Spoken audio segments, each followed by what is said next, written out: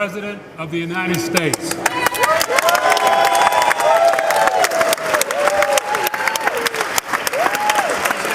Like the flag.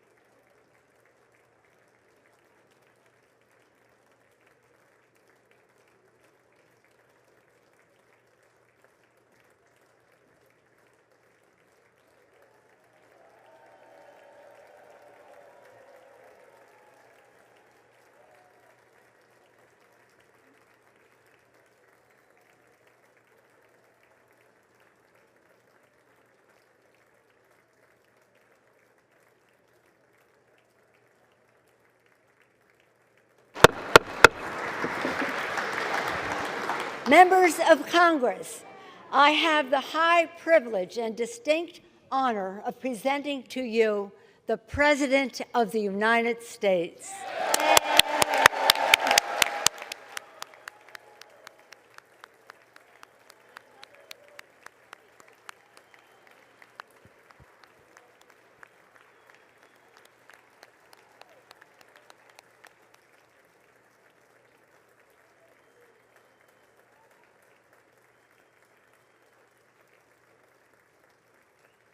Thank you, thank you.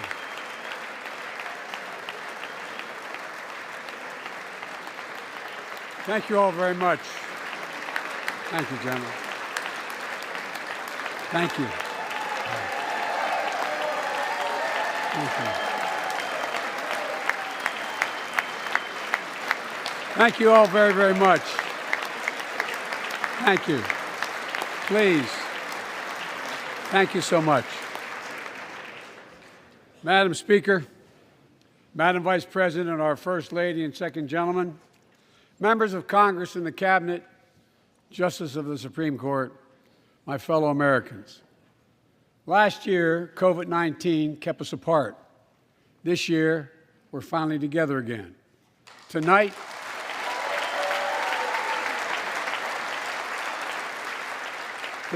we meet as Democrats, Republicans, and Independents, but most importantly, as Americans, with the duty to one another, to America, to the American people, to the Constitution, and an unwavering resolve that freedom will always triumph over tyranny.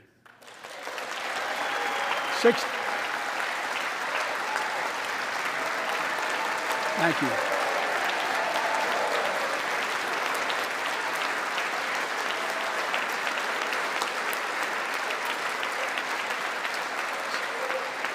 Six days ago, Russia's Vladimir Putin sought to shake the very foundations of the free world, thinking he could make it bend to his menacing ways.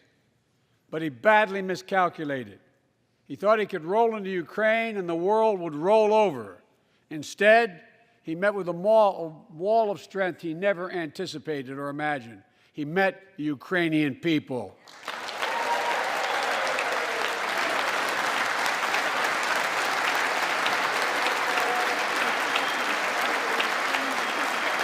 From President Zelensky to every Ukrainian, their fearlessness, their courage, their determination literally inspires the world.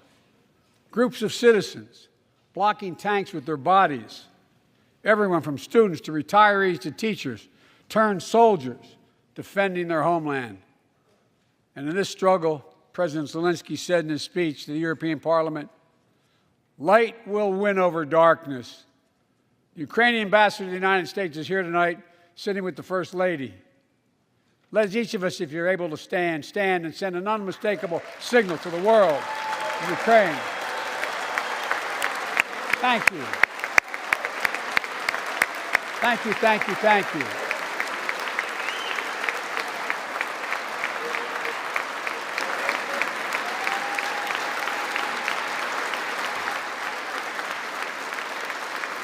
She's bright, she's strong, and she's resolved.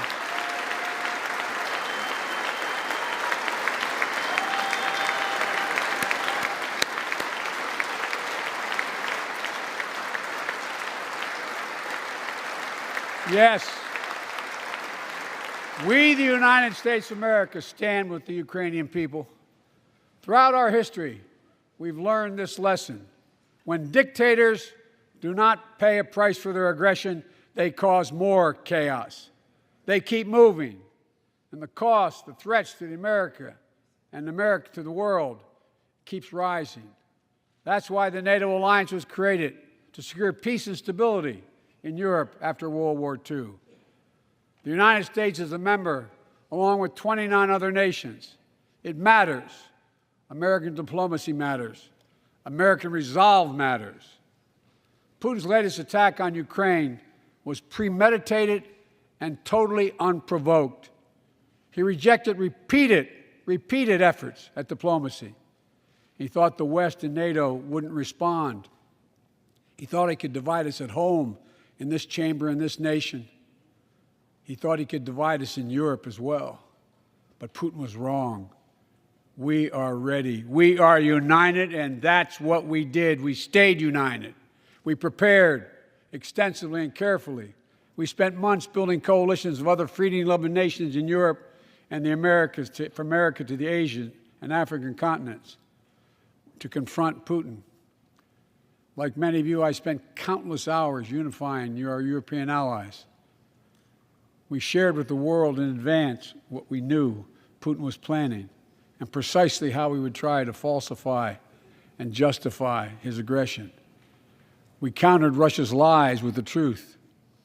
And now that he's acted, the free world is holding him accountable, along with 27 members of the European Union, including France, Germany, Italy, as well as countries like the United Kingdom, Canada, Japan, Korea, Australia, New Zealand, and many others, even Switzerland, are inflicting pain on Russia and supporting the people of Ukraine. Putin is now isolated from the world more than he has ever been. Together,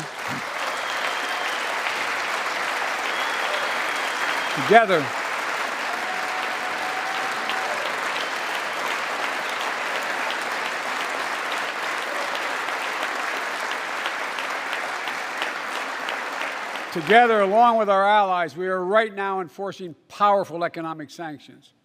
We're cutting off Russia's largest banks from the international financial system, preventing Russia's central bank from defending the Russian ruble, making Putin's $630 billion war fund worthless.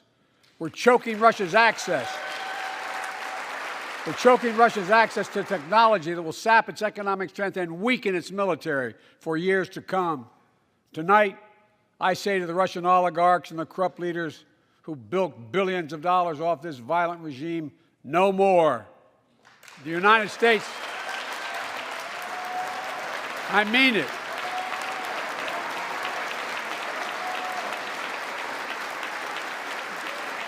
The United States Department of Justice is assembling a dedicated task force to go after the crimes of the Russian oligarchs. We're joining with European allies to find and seize their yachts, their luxury apartments, their private jets. We're coming for your ill-begotten gains. And tonight, I'm announcing that we will join our allies in closing off American airspace to all Russian flights, further isolating Russia and adding additional squeeze on their economy.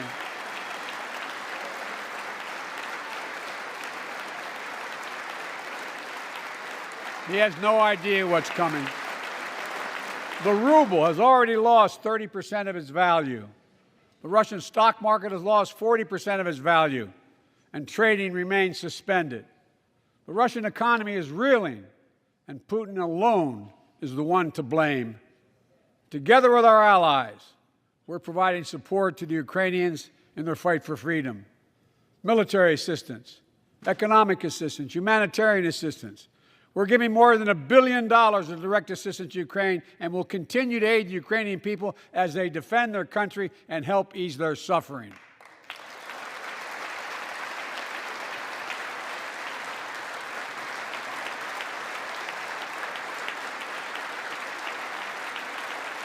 But let me be clear, our forces are not engaged and will not engage in the conflict with Russian forces in Ukraine.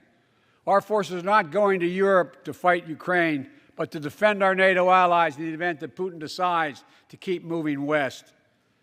For that purpose, we have mobilized American ground forces, air squadrons, ship deployments to protect NATO countries including Poland, Romania, Latvia, Lithuania, and Estonia.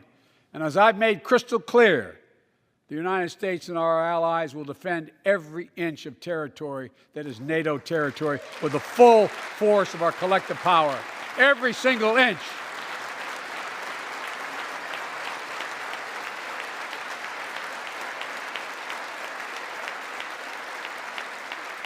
And we're clear-eyed. The Ukrainians are fighting back with pure courage. But the next few days, weeks, and months will be hard on them. Putin has unleashed violence and chaos. But while he may make gains on the battlefield, he'll pay a continuing high price over the long run.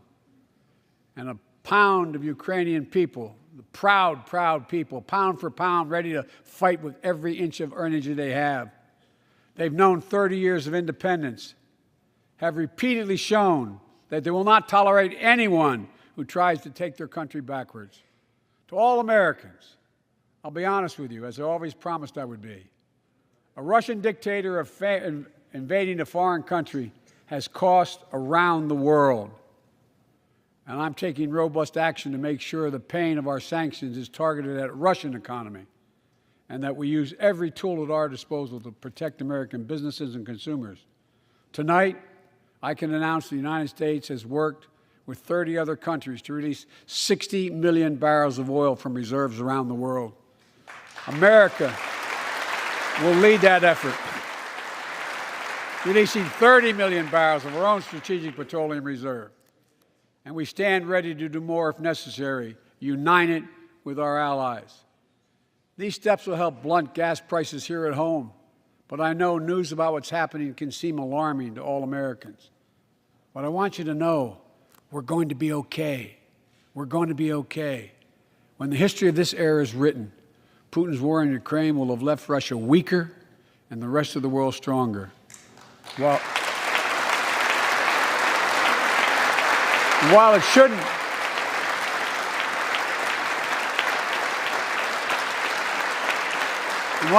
have taken something so terrible for people around the world to see what's at stake, now everyone sees it clearly.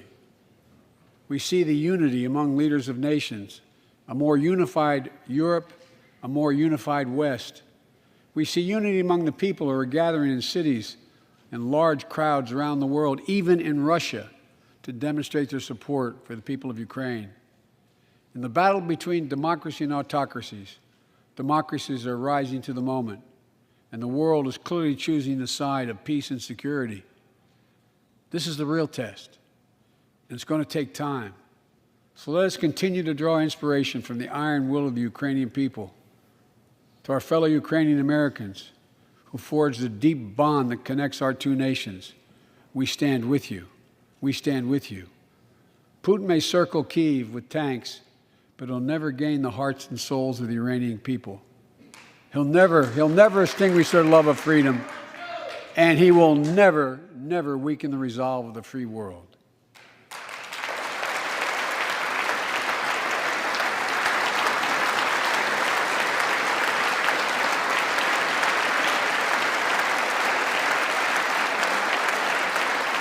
We meet tonight in an America that has lived through two of the hardest years this nation has ever faced.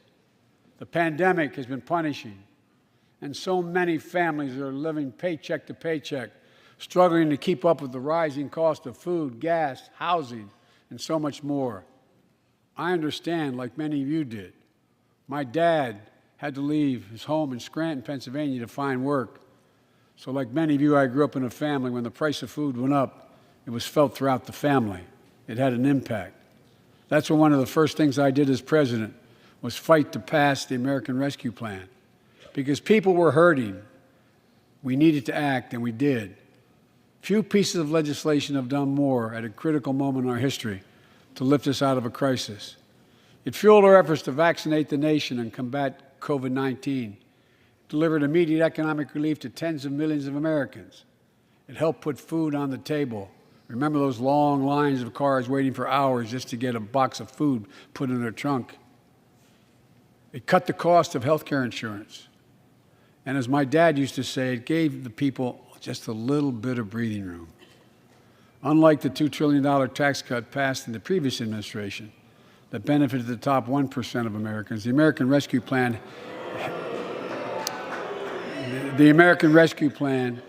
helped working people and left no one behind.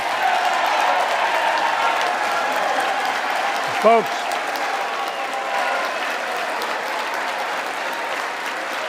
and it worked. It worked.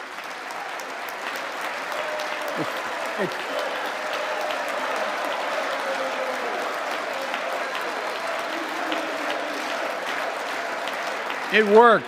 We created jobs, lots of jobs. In fact, our economy created over 6.5 million new jobs just last year. More jobs in 1 year than ever before in the history of the United States of America. The economy grew at a rate of 5.7 last year, the strongest growth rate in 40 years, and the first step in bringing fundamental change to our economy that hasn't worked for working people in this nation for too long. For the past 40 years, we were told that tax break for those at the top and benefits would trickle down and everyone would benefit. But that trickle-down theory led to a weaker economic growth, lower wages, bigger deficits, and a widening gap between the top and everyone else in nearly a century. Look, Vice President Harris and I ran for office, and I realize we have fundamental disagreements on this, but ran for office with a new economic vision for America. Invest in America, educate Americans, grow the workforce, build the economy from the bottom up and the middle out, not from the top down, because we know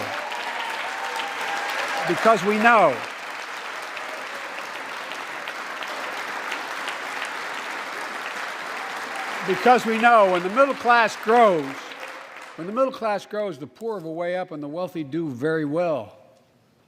America used to have the best roads, bridges, and airports on earth, and now our infrastructure is ranked 13th in the world. We won't be able to compete for the jobs of the 21st century if we don't fix it. That's why it was so important to pass the bipartisan infrastructure law. And I thank my Republican friends who joined to invest and rebuild America, the single biggest investment in history. It was a bipartisan effort, and I want to thank the members of both parties who worked to make it happen. We're done talking about infrastructure weeks. We're now talking about an infrastructure decade. And look, it's going to transform America, to put us on a path to win the economic competition of the 21st century that we face with the rest of the world, particularly China. I've told Xi Jinping it's never been a good bet to bet against the American people. We'll create good jobs for millions of Americans, modernizing roads, airports, ports, waterways, all across America. And we'll do it to withstand the devastating effects of climate change and promote environmental justice. We'll build a national network of 500,000 electric vehicle charging stations. Begin to replace the poisonous lead pipes so every child, every American has clean water to drink at home and at school. We're going to provide affordable, high-speed internet for every American, rural, suburban, urban, and tribal communities. 4,000 projects have already been announced. Many of you have announced them in your districts. And tonight, I'm announcing that this year, we will start fixing over 65,000 miles of highway and 1,500 bridges in disrepair. And folks,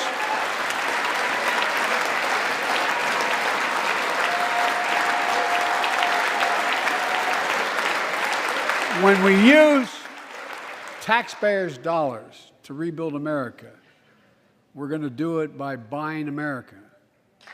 Buy American products. Support American jobs.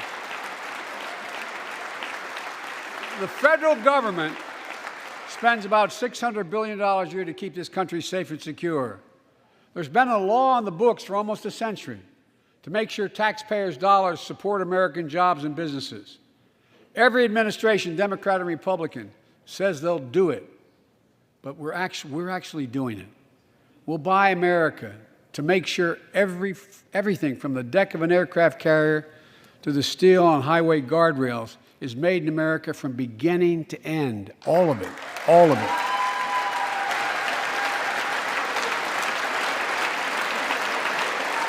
But folks, to compete for the jobs of the future, we also need a level playing field with China and other competitors. That's why it's so important to pass the Bipartisan Innovation Act sitting in Congress that will make record investments in emerging technologies and American manufacturing.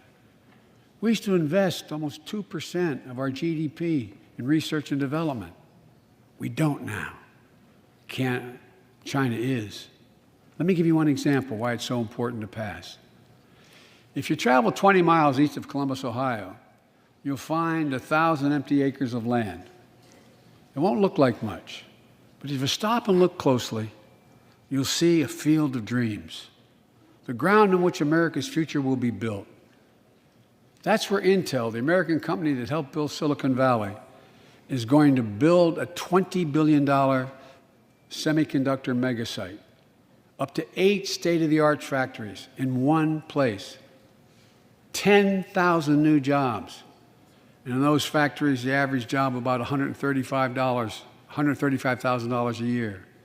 Some of the most sophisticated manufacturing in the world to make computer chips the size of a fingertip, that power the world in everyday lives, from smartphones, technology, the internet, technology that's yet to be invented. But that's just the beginning. Intel CEO Pat Gelsinger, who is here tonight. I don't know where Pat is. Pat, there you go, Pat. Stand up.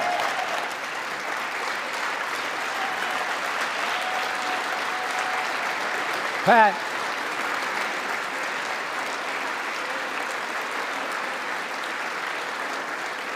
came to see me, and he told me they're ready to increase their investment from $20 billion to $100 billion. That would be the biggest investment in manufacturing in American history. And all they're waiting for is for you to pass this bill. So let's not wait any longer. Send it to my desk. I'll sign it. And we'll really take off in a big way. And folks, Intel is not alone. There's something happening in America. Just look around and you'll see an amazing story. The rebirth of pride that comes from stamping products made in America. The revitalization of American manufacturing. Companies are choosing to build new factories here when just a few years ago they would have gone overseas. That's what's happening. Ford is investing $11 billion in electric vehicles, creating 11,000 jobs across the country. GM is making the largest investment in its history, $7 billion to build electric vehicles, creating 4,000 jobs in Michigan. All told, 369,000 new manufacturing jobs were created in America last year alone. Folks,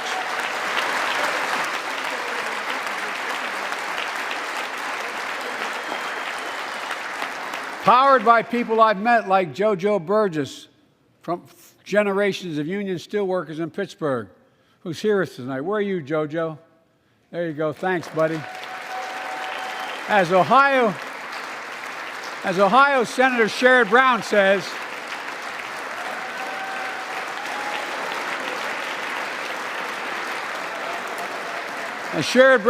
it's time to bury the label Rust Belt.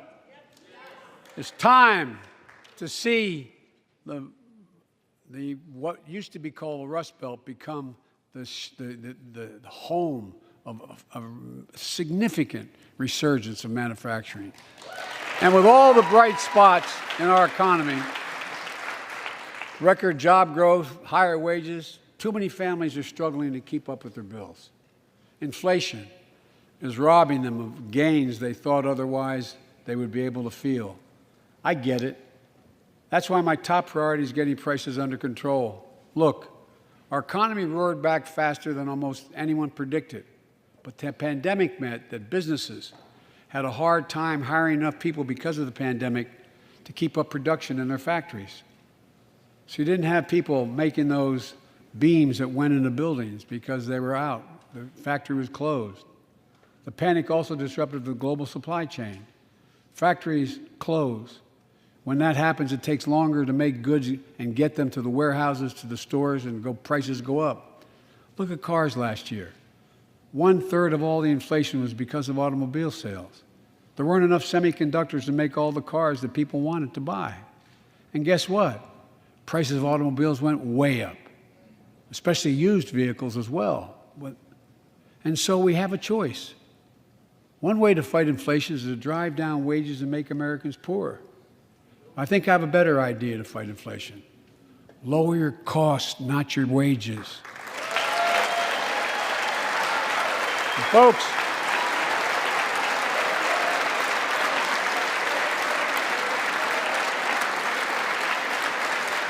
that means make more cars and semiconductors in America, more infrastructure and innovation in America, more goods moving faster and cheaper in America, more jobs where you can earn a good living in America.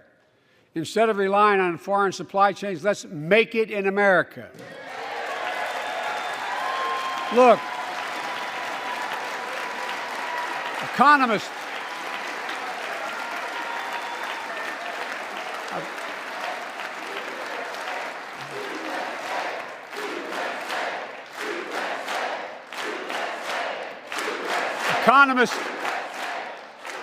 call this increasing the productive capacity of our economy. I call it building a better America. My plan to fight inflation will lower your costs and lower the deficit. 17 Nobel laureates in economics said my plan will ease long-term inflationary pressures. Top business leaders, and I believe most Americans, support the plan. And here's the plan. First, cut the cost of prescription drugs. We pay more for the same drug produced by the same company in America than any other country in the world. Just look at insulin. 1 in 10 Americans has diabetes. In Virginia, I met a 13-year-old boy, the handsome young man standing up there, Joshua Davis.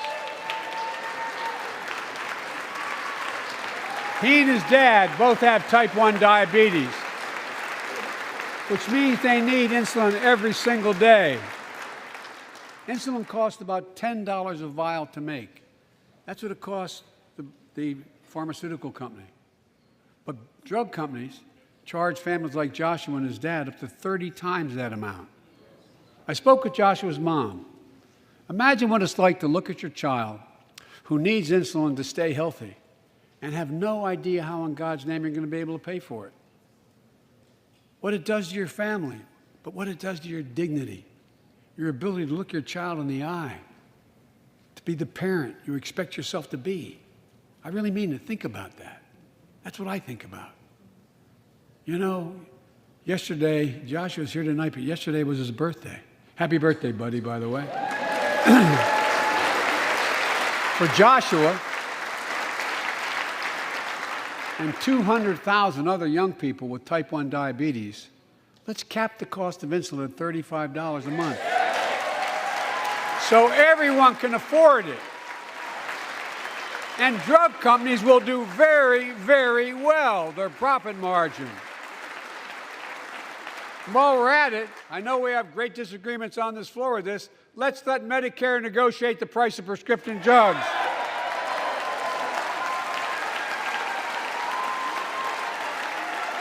They already set the price for VA drugs. Look, the American Rescue Plan is helping millions of families with Affordable Care Act plans to save them $2,400 a year on their health premiums. Let's close the coverage gap and make these savings permanent. And second,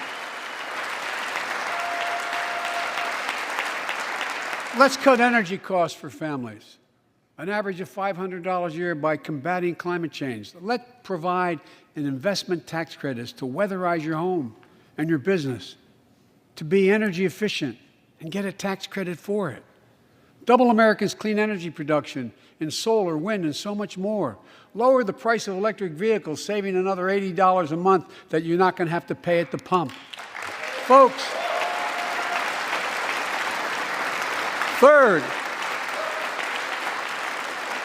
the third thing we can do to change the standard of living for hardworking folks is cut the cost of child care. Cut the cost of child care. Folks, if you live in a major city in America, you pay up to $14,000 a year for child care per child. I was a single dad for 5 years, raising 2 kids. I had a lot of help, though. I had a mom, a dad, a brother, and a sister that really helped. But middle class and working folks shouldn't have to pay more than 7% of their income to care for the young children. My plan would cut the cost of child care in half for most families and help parents, including millions of women who left the workforce during the pandemic because they couldn't afford child care, to be able to get back to work, generating economic growth. But my plan doesn't stop there. It also includes home and long-term care, more affordable housing, pre-K for 3- and 4-year-olds. All these will lower costs to families. And under my plan, nobody, let me say this again, nobody earning less than $400,000 a year will pay an additional penny in new taxes. Not a single penny.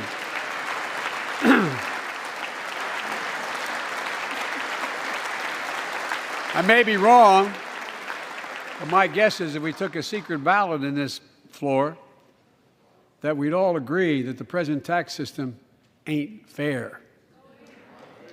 We have to fix it. I'm not looking to punish anybody, but let's make corporations and wealthy Americans start paying their fair share. Look, last year,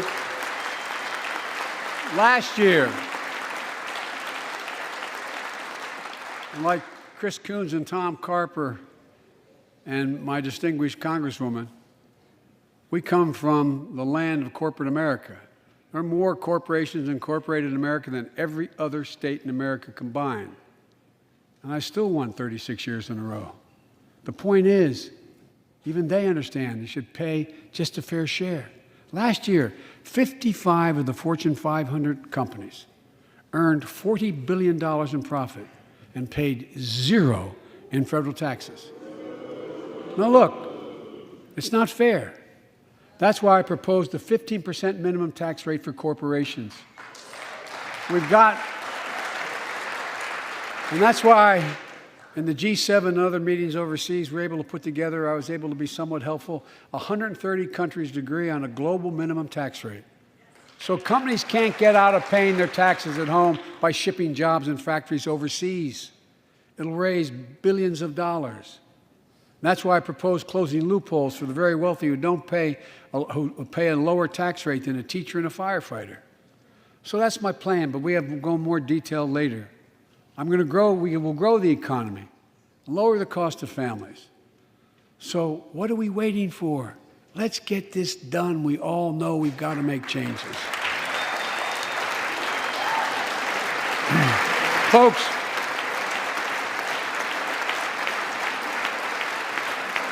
and while you're at it, confirm my nominees for the Federal Reserve, which plays a critical role in fighting inflation. My plan will not only lower costs and give families a fair shot, it will lower the deficit. The previous administration not only ballooned the deficit with those tax cuts for the very wealthy and corporations, it undermined the watchdogs, the job of those to keep pandemic relief funds being wasted. Remember we had those debates about whether or not those watchdogs should be able to see every day how much money was being spent, where was it going to the right place? But in my administration, the watchdogs are back. And we're going to go after the criminals who stole billions of relief money meant for small business and millions of Americans. Tonight, I'm announcing that the Justice Department will soon name a chief prosecutor for pandemic fraud.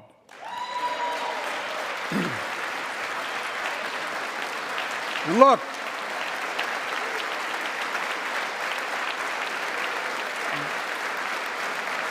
I think we all agree, thank you.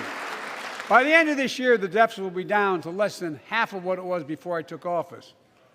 The only president ever to cut the deficit by more than $1 trillion in a single year.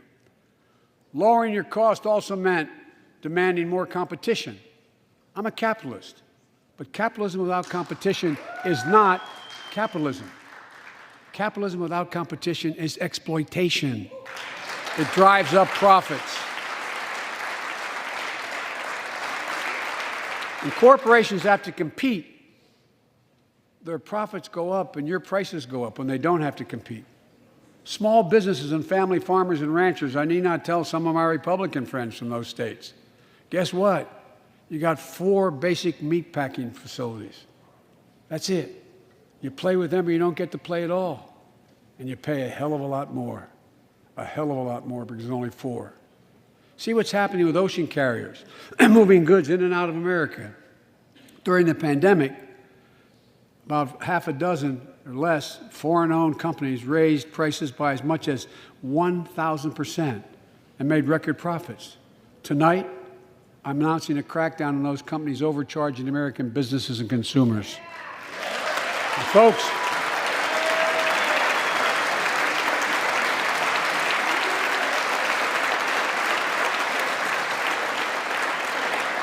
and as Wall Street firms take over more nursing homes, quality in those homes has gone down and costs have gone up. That ends on my watch.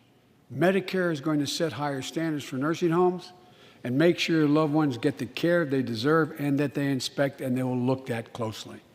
We're also going to cut costs to keep the economy going strong and giving workers a fair shot, provide more training and apprenticeships, hire them based on skills, not just their degrees. Let's pass the Paycheck Fairness Act and paid leave.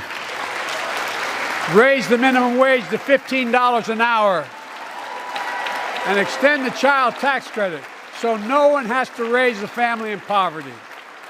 Let's increase Pell Grants, increase our historic support for HBCUs, and invest in what Jill, our First Lady who teaches full-time, calls America's best-kept secret, community colleges. Look, let's pass the PRO Act. When a majority of workers want to form a union, they shouldn't be able to be stopped. When we invest in our workers and we build an economy from the bottom up and the middle out together, we can do something we haven't done in a long time, build a better America. For more than 2 years, COVID has impacted every decision in our lives and the life of this nation. And I know you're tired, frustrated, and exhausted.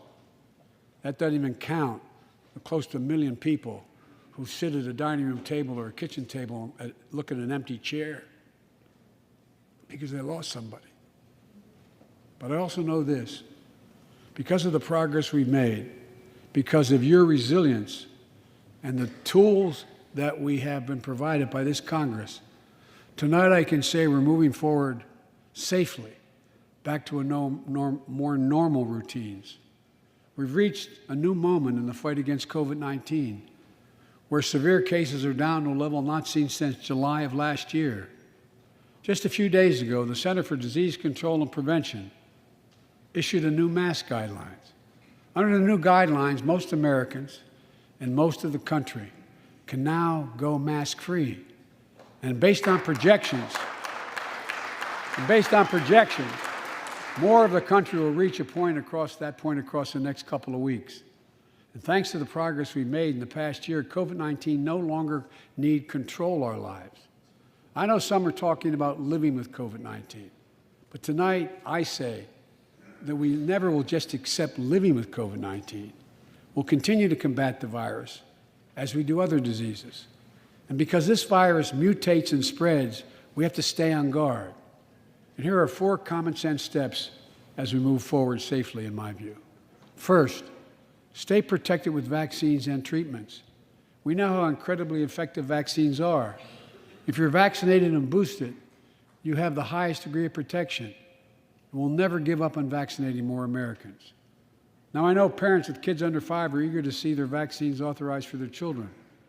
Scientists are working hard to get that done. We'll be ready with plenty of vaccines if and when they do. We're all ready. We are also ready with antiviral treatments. If you get COVID-19, the Pfizer pill reduces your chances of ending up in the hospital by 90%. I've ordered more pills than anyone in the world has. Pfizer is working overtime to get us 1 million pills this month and more than double that next month. And now we're launching the Test to Treat initiative. So people can get tested at a pharmacy, and if they prove positive, receive the antiviral pills on the spot at no cost. And folks, if you're immunocompromised or have some other vulnerability, we have treatments and free high-quality masks. We're leaving no one behind or ignoring anyone's needs as we move forward. On testing, we've made hundreds of millions of tests available, and you can order them for free to your doorstep. And we've already ordered free tests. If you already ordered free tests tonight, I'm announcing you can order another group of tests. Go to covidtest.gov starting next week, and you can get more tests. Second, we must prepare for new variants. Over the past, we've gotten much better at detecting new variants. If necessary, we'll be able to develop new vaccines within 100 days instead of maybe months or years. And if Congress provides the funds we need, we'll have new stockpiles of tests, masks, pills ready if needed. I can't promise a new variant won't come, but I can promise you we'll do everything within our power to be ready if it does. Third,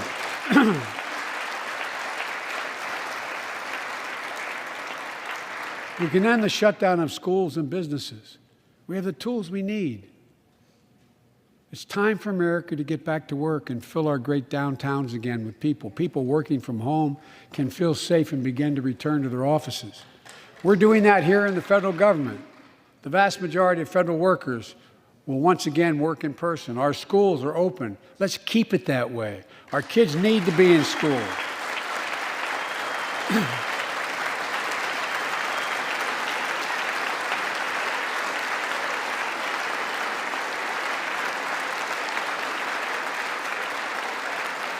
With 75% of adult Americans fully vaccinated and hospitalizations down by 77%, most Americans can remove their masks and stay in the classroom and move forward safely.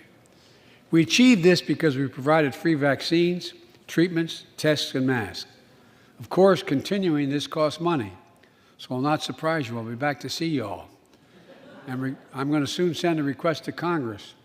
The vast majority of Americans have used these tools and may want again. We may need them again. So I expect Congress, and I hope you'll pass that quickly. Fourth, we'll continue vaccinating the world. We've sent 475 million vaccine doses to 112 countries more than any nation on earth. We won't stop because you can't build a wall high enough to keep out a vaccine. The vaccine can stop the spread of these diseases. You know, we've lost so much in COVID-19. Time with one another. The worst of all, much loss of life. Let's use this moment to reset. So stop looking at COVID as a partisan dividing line. See it for what it is, a god-awful disease. Let's stop seeing each other as enemies and start seeing each other for who we are, fellow Americans. Look,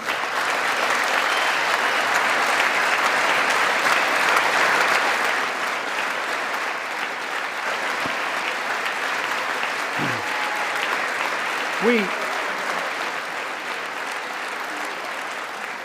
can't change how divided we've been. It was a long time in coming. But we can change how to move forward on COVID-19 and other issues that we must face together.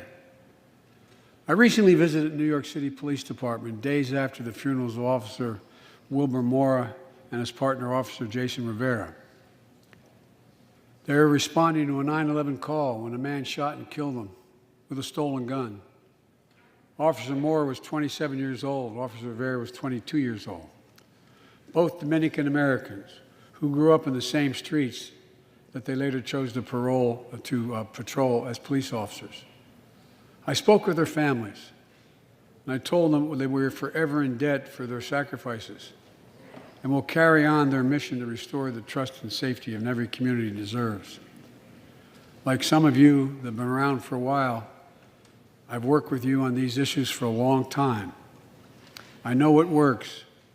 Investigating crime prevention and community policing, cops who walk the beat, who know the neighborhood, and who can restore trust and safety. Let's not abandon our streets or choose between safety and equal justice. Let's come together and protect our communities, restore trust, and hold law enforcement accountable. That's why the Justice Department has required body cameras, banned chokeholds, and restricted no-knock warrants for its officers. That's why the American Rescue Plan that you all provided $350 billion that cities, states, and counties can use to hire more police, invest in more proven strategies.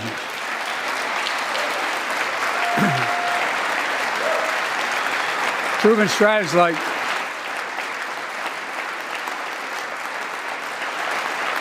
strategies like community violence interruption, trusted messengers, breaking the cycle of violence and trauma, and giving young people some hope. We should all agree the answer is not to defund the police. It's to fund the police. Fund them. Fund them.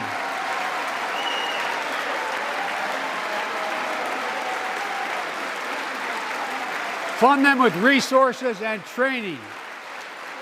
Resources and training they need to protect our communities. I ask Democrats and Republicans alike to pass my budget and keep our neighborhoods safe. And we'll do everything in my power to crack down on gun trafficking, of ghost guns that you can buy online, assemble at home, no serial numbers, can't be traced.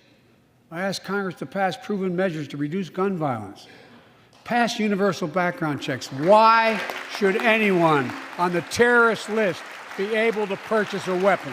Why? Why? And folks, ban assault weapons with high-capacity magazines that hold up to 100 rounds. You think the deer are wearing Kevlar vests? Look, repeal the liability shield that makes gun manufacturers the only industry in America that can't be sued. The only one. Imagine had we done that with the tobacco manufacturers. These laws don't infringe on the Second Amendment. They save lives. The most fundamental right in America is the right to vote and have it counted. And look, it's under assault. In state after state, new laws have been passed, not only to suppress the vote, we've been there before, but to subvert the entire election. We can't let this happen.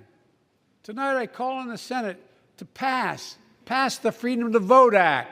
Pass the John Lewis Act, Voting Rights Act.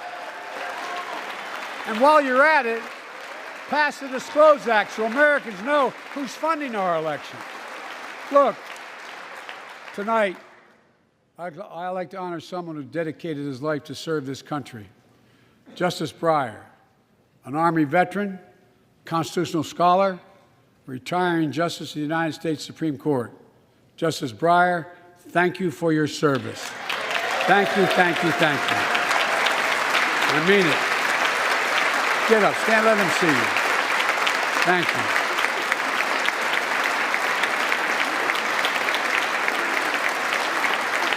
And we all know, no matter what your ideology, we all know one of the most serious constitutional responsibilities a president has is nominating someone to serve on the United States Supreme Court. As I did 4 days ago, I've nominated the Circuit Court of Appeals, Ketanji Brown Jackson, one of our nation's top legal minds, who continue in Justice Breyer's legacy of excellence. A former top litigator in private practice, a former federal public defender, from a family of public school educators and police officers. She's a consensus builder. Since she's been nominated, she's received a broad range of support, including the Fraternal Order of Police and former judges supported by Democrats and Republicans. Folks, if we're to advance liberty and justice, we need to secure our border and fix the immigration system.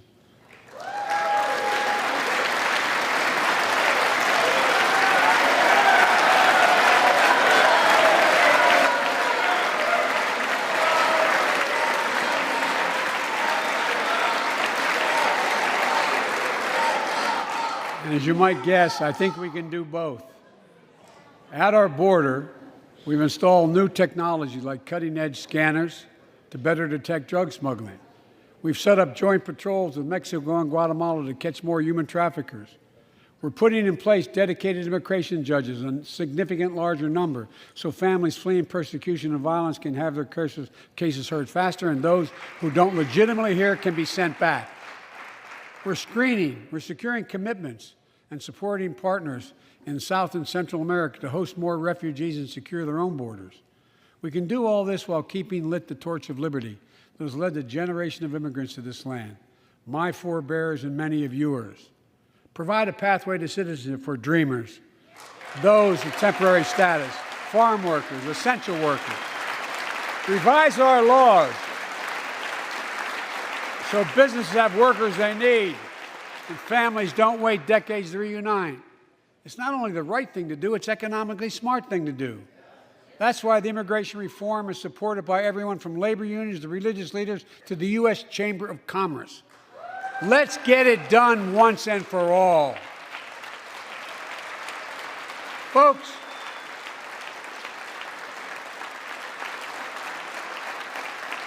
advancing liberty and justice also requires protecting the rights of women. The constitutional right affirmed by Roe v. Wade, standing precedent for half a century, is under attack as never before. If you want to go forward, not backwards, we must protect access to health care, preserve a woman's right to choose, and continue to advance maternal health care for all Americans. And folks, for our LGBTQ plus Americans, let's finally get the Bipartisan Equality Act to my desk. The onslaught of state laws targeting transgender Americans and their families, it's simply wrong. And I said last year, especially to our younger transgender Americans, I'll always have your back as your president so you can be yourself and reach your God-given potential. Folks,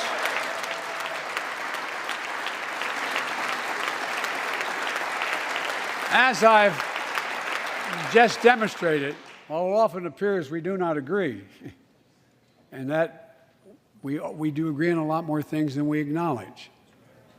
I signed 80 bipartisan bills into law last year, from preventing government shutdowns, to protecting Asian Americans from still too common hate crimes, to reforming military justice, and will soon be strengthening the Violence Against Women Act that I first wrote 3 decades ago.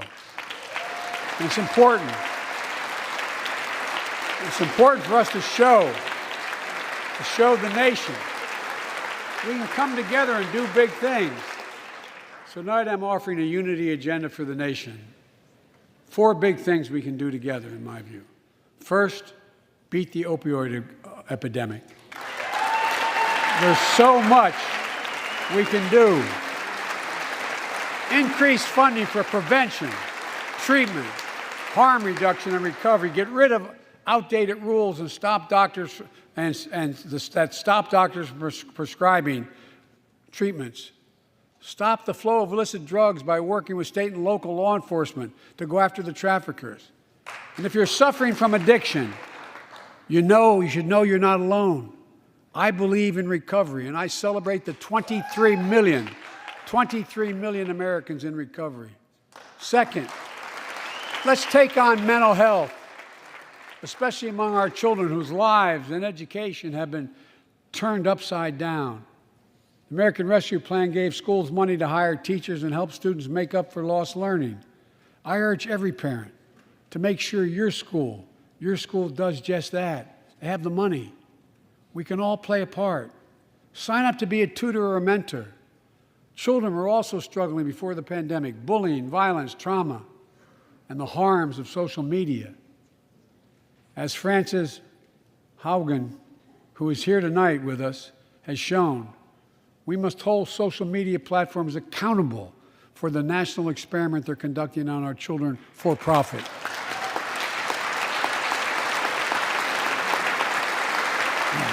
Folks, thank you. Thank you for the courage you showed. It's time to strengthen privacy protections, ban targeted advertising to children, demand tech companies stop collecting personal data on our children, and let's get all Americans the mental health services they need. More people can turn for help and full parity between physical and mental health care if we treat it that way in our insurance. Look,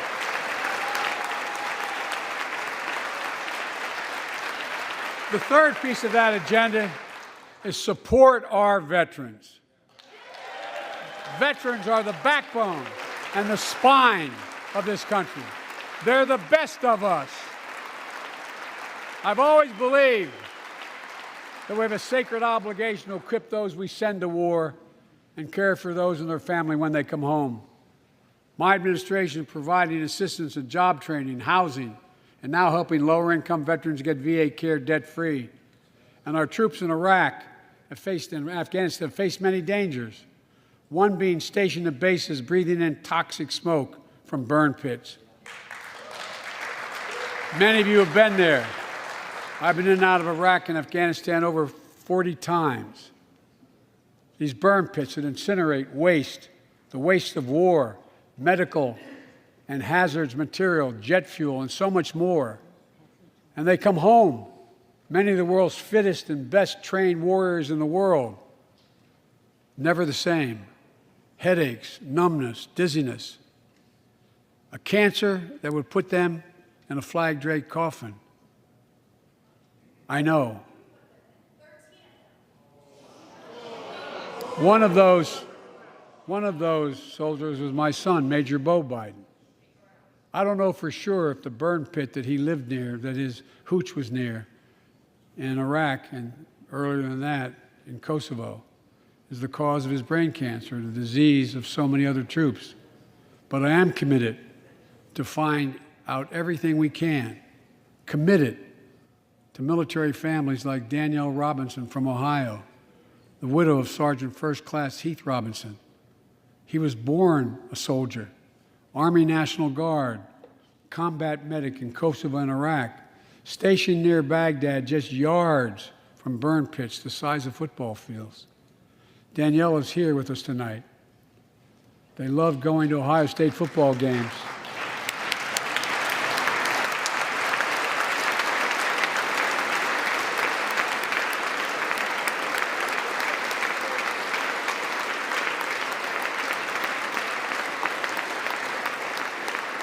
and he loved building Legos with their daughter.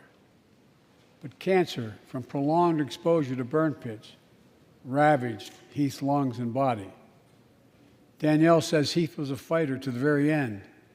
He didn't know how to stop fighting, and neither did she. Through her pain, she found purpose to demand that we do better. Tonight, Danielle, we are going to do better. The VA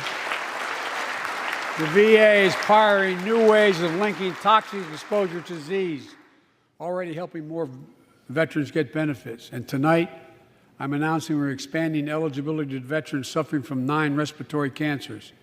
I'm also calling on Congress to pass a law to make sure veterans devastated by toxic exposure in Iraq and Afghanistan finally get the benefits and the comprehensive health care they deserve.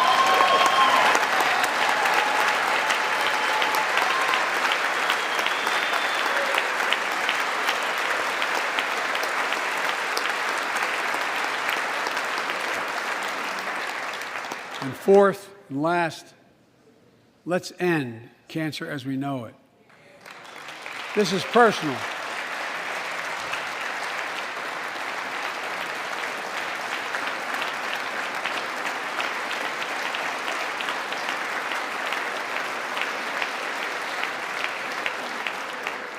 This is personal to me and to Jill and to Kamala and so many of you. So many of you have lost someone you love. Husband, wife, son, daughter, mom, dad. Cancer is the number 2 cause of death in America, second only to heart disease. Last month, I announced the plan to supercharge the cancer moonshot that President Obama asked me to lead 6 years ago. Our goal is to cut cancer death rates by at least 50% over the next 25 years, and I think we can do better than that. Turn cancers from death sentences into treatable diseases. More support for patients and their families. To get there, I call on Congress to fund what I call ARPA-H, Advanced Research Projects Agency for Health, patterned after DARPA and the Defense Department, projects that led in DARPA to the internet, GPS, and so much more to make our forces more safer and be able to wage war with more clarity. ARPA will have a singular purpose: to drive breakthroughs in cancer, Alzheimer's and diabetes, and more. A unity agenda for the nation. We can do these things. It's within our power, and I don't see a partisan edge to any one of those 4 things. My fellow Americans, tonight, we've gathered in this sacred space, a citadel of democracy, in this Capitol. Generation after generation of Americans have debated great questions amid great strife and have done great things. We fought for freedom, expanded liberty, debated totalitarianism and terror.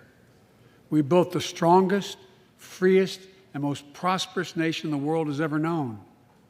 Now is the hour, our moment of responsibility, our test of resolve and conscience, of history itself.